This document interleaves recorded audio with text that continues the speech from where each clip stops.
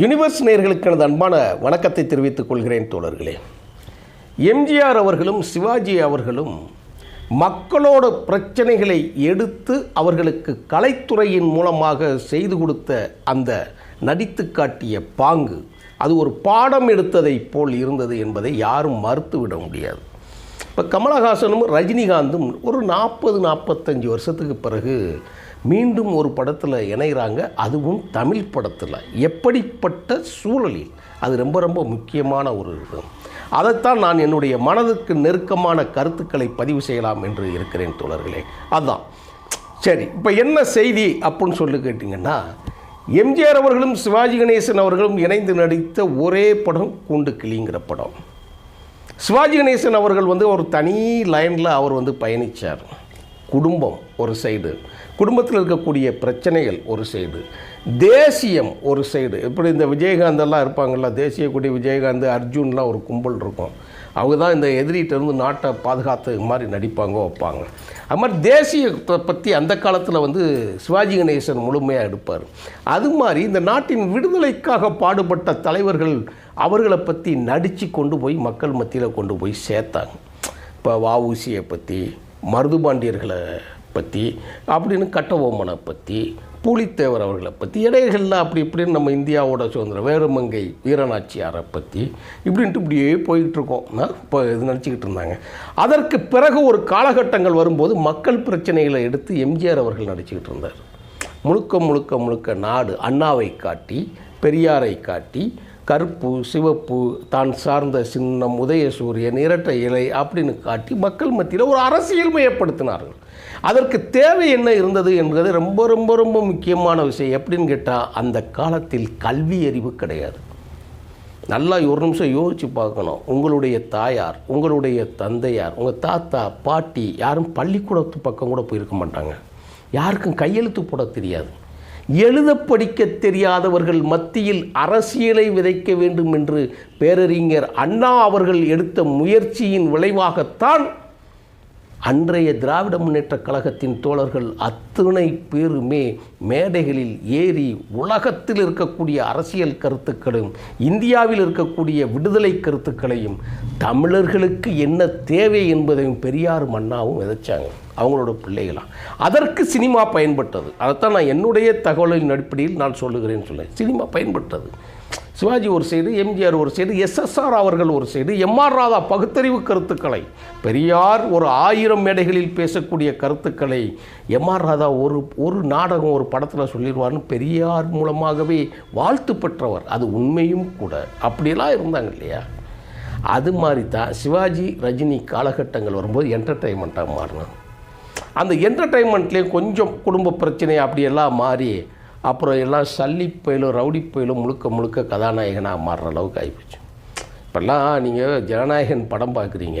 அந்த ஜனநாயகன் படத்தில் ஒரு சீன் ரொம்ப பெரிய அளவில் கட்சி மாறி 49 பேர் செத்து தொலைஞ்சி உள்ளே போய் அப்படிப்பட்ட நடிகர் ஒரு ட்ரெய்லர் வருது. ஒரு கத்தி, அந்த கத்தியில் சொட்டுகிற ரத்தம், அந்த ரத்தத்தை நக்குற மாதிரி, வேறு வார்த்தை இல்லை, அதனால் இந்த வார்த்தையை பயன்படுத்துகிறேன். சுவைக்கிற மாதிரி நம்ம சொல்ல முடியுமா? சைக்கோ கொடூரனை விட கேவலமாக ஒரு கதாநாயகனாக அப்படி காட்டக்கூடிய அவன் தான் அரசியல் கட்சியை துவங்கிக்கிட்டு எனக்கு விசில் போடுங்க அதை போடுங்கன்ட்டு சொல்லி வரக்கூடிய மடக்கு அது இப்படின்ட்டு இருக்குது. அவனுங்களுக்கு சரியாக தான் சின்னம் கொடுத்துருக்குறாங்க. அப்படியா கதாநாயகர்கள் இருந்தாங்க? இப்போ ரஜினிகாந்த்னா ஒரு என்டர்டெயின்மெண்ட் அதுகளில். இப்போ கடைசியில் கூலி படத்தை நம்ம கூட போட்டிருந்தோம். கூலிக்கு மாரடிக்கும் ரஜினிகாந்த். ஏன்டா அவங்களுக்கு ஒரு வேலையே இல்லையா? தமிழ்நாட்டில் வெட்டு குத்தம் கதாநாயகனாலே கொடூரமான கொலகாரனும் சல்லி புயலும் முட்டா புயலும் தான் இருக்கணுங்கிற மாதிரி ஒரு ரீதியில் கொண்டு வந்து வச்சாங்க. மக்கள் நல்லா செருப்பால் அடித்து விளைச்சாங்க. அதில் இந்த சைடு தக் லைஃப் அப்படிங்கிற ஒரு படத்தை கொடுத்து மணிரத்னம் கொண்டு வச்சு கமலஹாசனை ஊமை குத்தி விட்டாங்க. மக்கள் புடதிலே அடித்து எடுத்து வெளியே விரட்டி விட்டாங்க. ஓடிப்போச்சு போகணும். இந்த சினிமா தியேட்டரில் டிக்கெட் 200 ரூபா 300 ரூபா 500 1000ன்னு போட்டு பேக்கேஜ் போட்டு மக்களை நாசப்படுத்தி கொள்ளையடிக்கிறவனு உங்களுக்கு நடித்தா என்ன கோளாரா? கொள்ளையாக வருது உங்களுக்கு அப்படிங்கிற நிலை தான் இப்படி ரஜினிக்கு ஒரு தோல்வி படம், கமலஹாசனுக்கு ஒரு தோல்வி படம். இந்த நிலை வரும்போது மக்களை என்டர்டெயின்மெண்ட் பண்ணணும் அப்படிங்கிறக்க இப்போ 2 பேரும் கை கொடுத்துட்டாங்க. இப்போ நான் இது எதுக்கு பேசினேன்னா, அந்த நெல்சன் இருக்கார் இல்லையா, இயக்குனர் நெல்சன் வந்து ஒரு ட்ரெய்லர்னு அதை சொல்லக்கூடாது, ஒரு முன்னோட்டம் வெளியிடுறாரு. ரொம்ப அழகாக இருந்தது அந்த காட்சி. ஒரு காட்சி மட்டும் இருந்தது. என்ன காட்சி? அது எப்பயும் கமலஹாசனோட அந்த கரகரத்த குரலில் வந்து அந்த ஒரு கம்பீரமான வார்த்தைகளை விட்டு அந்த டைரக்டரும் இசையமைப்பாளர் 2 பேர் வர்றதில்ல. இதில் இல்லை யார் ஹீரோ அப்படின்ட்டு எல்லாம் இருக்கட்டும், யார் ஹீரோ அப்படின்னு கேட்பேன். அப்படியே 2 பேரும் ஜெர்க் ஆகுற மாதிரி. இந்த கேள்வியே எப்படி இருக்குன்னு பாருங்கள். இல்லை யார் ஹீரோ? 2 பேருமே டாப் ஸ்டார். இன்றைக்கி இந்தியா முழுவதும் அதுதான் ஒரு பெரிய கலைத்துறை சார்பாக. நம்மளும் அரசியல் ரொம்ப சீரியஸாக பேசக்கூடிய நேரங்கள் தான் இது. அதில் இப்படி ஒரு என்டர்டெயின்மெண்ட் வந்திருக்கு நமக்கு. அதனால் அதை பேசுகிறான், அழகாக அதை எடுத்துருக்கிறான். அங்கிட்டு கதாநாயகன் அனிருத் ஏகப்பட்ட விமர்சனங்களுக்கு, பெண்கள் மத்தியில் இருக்கக்கூடிய வார்த்தைகள், ரொம்ப கேவலமான வார்த்தைகளுக்கெல்லாம் உபயோகப்படுத்தப்பட்ட பெயர் அனிருத். அவர் ஒரு ராகத்து பெயரை, பொம்பளை பேர் ராகத்து பேரை கேட்டார், இந்த ராகமா அந்த ராகமான்னு சொல்லி. அதுக்கு அவர் சொல்கிறார், இல்லை நான் ராகத்து பேரை சொல்கிறேன், இதெல்லாம் நாங்கள் நம்பவாடா அப்படின்னு சொல்லிட்டு இயக்குனர் கடந்து போகிறாரு அப்படிங்கிற. நாங்கள்லாம் நேற்றெல்லாம் பார்த்திங்கன்னா முழுமையான அரசியல் சூழலில் 1 நாள் 5 நாள், அதனால் பார்த்திங்கன்னா காணொலிகள்லாம் கொஞ்சம் இதில் இருக்கும். முழுக்க பேச முடியாத ஒரு சிச்சுவேஷன் நமக்கு வந்து. ஏன்னா இங்கிட்டு வந்து அரசியல் நெருக்கடியில் எனக்கு 1 வாரம் கடுமையான மக்களை சந்திக்கக்கூடிய ஒரு வேலை இருந்தது. அதனால் பண்ண முடியும்.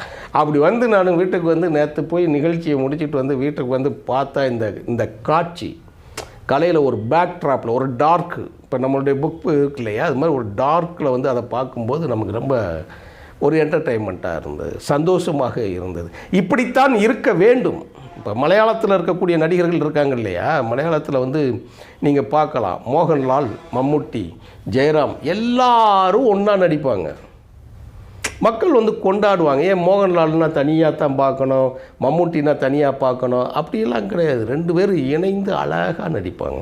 இப்போ சமீபத்தில் கூட யாரும் தொட முடியாத ஒரு கதையை மோகன்லால் உச்சப்பட்டது, மம்முட்டி உச்ச நடிகர் கேரள மக்களில் வந்து அழகாக அதை நடித்து கொடுத்தாங்க. மக்கள் என்டர்டெயின் பண்ணி அழகாக பார்த்தாங்க. அதே மாதிரி தான் கமலஹாசனும் 2, அதுவும் தோல்விக்கு பிறகு வராங்க. அதை தான் பார்க்கணும். நான் கூட போட்டிருந்தேன், இதுக்கு முன்னாடி வந்து சுந்தர்சியை தான் போட்டிருந்தாங்க.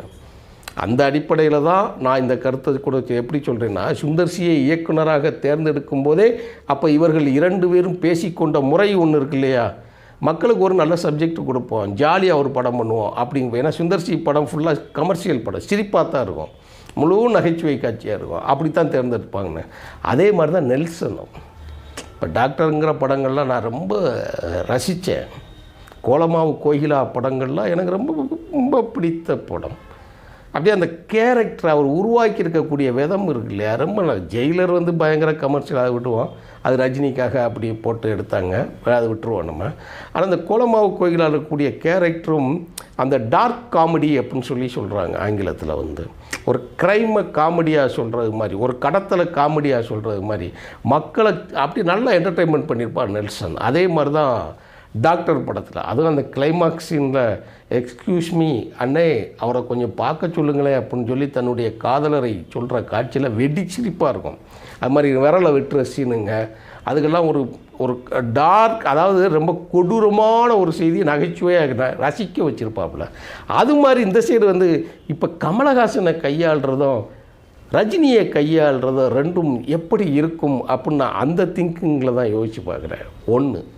அடுத்து இதில் ஒரு முக்கியமான செய்தி என்னன்னு கேட்டிங்கன்னா, நம்ம எல்லோரும் ஒன்று நினச்சிருப்போம் இல்லையா, சூப்பர் ஸ்டார் ரஜினிகாந்த் யார் கூட நடிக்காருங்கிறதா இப்போ செய்தி.